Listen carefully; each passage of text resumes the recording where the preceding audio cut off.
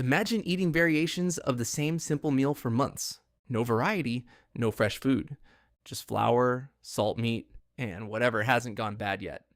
Between 1843 and 1869, more than 400,000 people made that journey along the Oregon Trail. And if you read their journals, one thing becomes clear very quickly. Food wasn't about enjoyment. It was about survival. In 1836, missionary Narcissa Whitman, one of the earliest women to travel the route, wrote in her diary, "I am weary of bread and meat, for we have nothing else."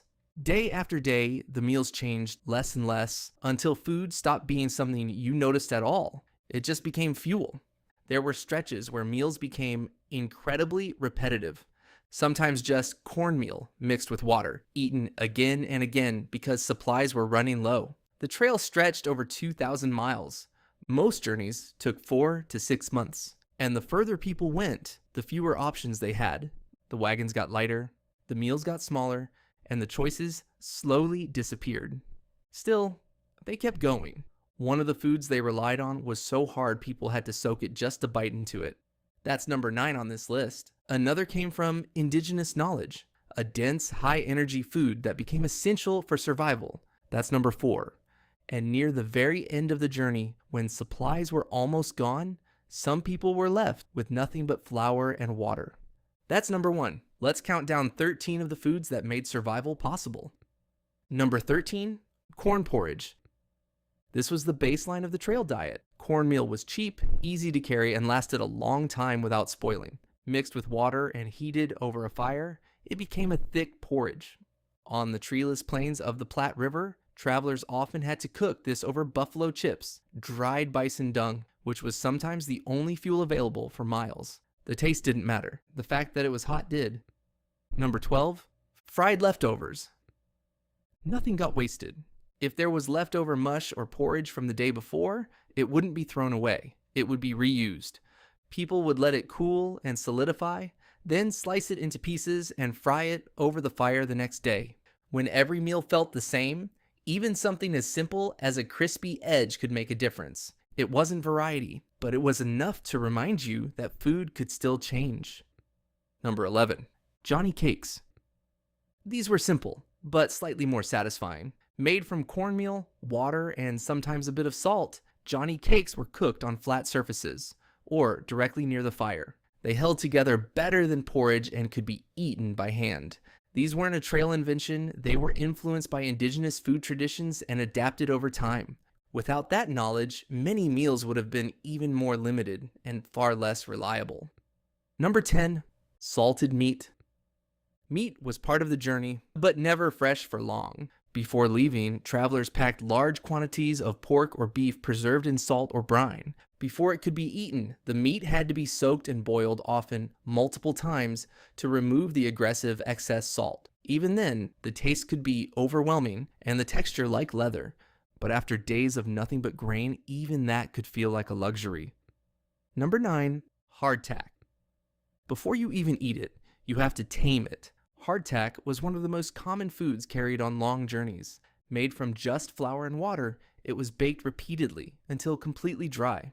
The result was a biscuit that could last for years, but was nearly impossible to bite. Travelers soaked it in coffee to soften it. Often, it was infested with weevils, something people joked about but still ate. Most people didn't bother removing them. Protein was protein. Food on the trail wasn't just limited, it was dangerous. Fresh supplies spoiled quickly in the summer heat. And once they did, they didn't just taste bad, they could make you seriously ill. People weren't just trying to make food last, they were trying to avoid the diseases like cholera and dysentery that spread through contaminated water and poor conditions along the trail. Sometimes what you ate wasn't the biggest risk, it was what you drank. Number 8, beans.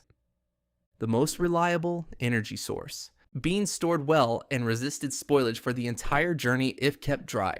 The downside? They took hours to cook over a fire, time that exhausted families didn't always have after a long day on the trail. So even when you had food, you didn't always have the energy to prepare it. Number 7, bean stew. Sometimes simple became something better. If travelers had access to salt meat and maybe some dried vegetable scraps, beans could be turned into a stew. These meals didn't happen often, but when they did, they reminded people what normal food used to feel like. And for a moment, the trail didn't feel quite as endless. Number 6, jerky. Meat didn't last long unless you changed it. Drying meat into jerky was an essential technique learned from indigenous peoples.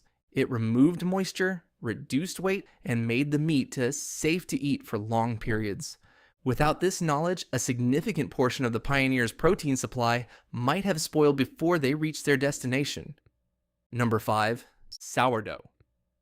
Bread changed everything. Without access to packaged yeast, many travelers carried sourdough starters in crocks, keeping the culture alive for months. During the gold rush, this became so common that experienced travelers were nicknamed sourdoughs. It was a small, living piece of home carried across thousands of miles. Number 4, pemmican.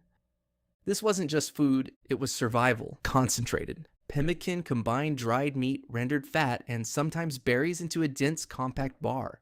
It lasted for long periods and provided a huge amount of energy. It was so valuable that control over pemmican supplies contributed to a conflict in 1814 known as the Pemmican War.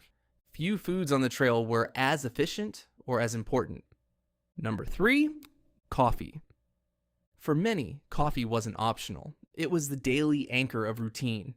Because coffee required boiling water, it often made the water safer to drink, whether they understood why or not. In a place where clean water wasn't guaranteed, that mattered as much as the caffeine. Number 2, root vegetables.